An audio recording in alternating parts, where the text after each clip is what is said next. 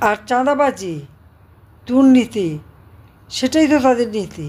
আর অন্যের জিনিস লুট করে বাড়িতে নেওয়া, ওই লুটের মাল কার বাড়িতে কোথায় আছে সব হিসাব নেওয়া হবে।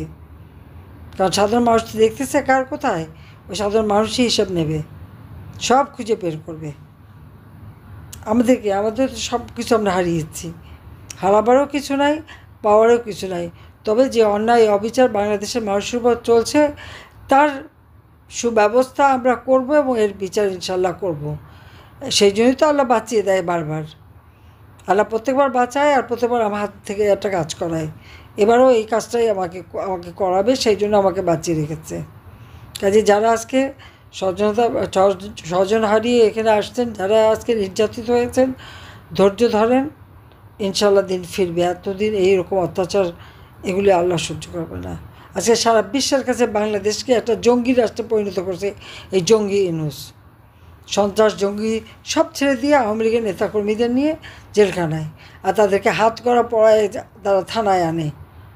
অপমানের একটা সীমা থাকে, এই অপমান কেউ ভুলবে না, এটা তাদের মনে রাখা উচিত।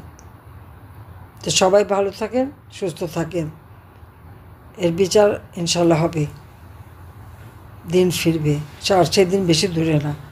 খোদা হাফিজ। জয় বাংলা, জয় বঙ্গবন্ধু, বাংলাদেশ চিরজীবী হোক।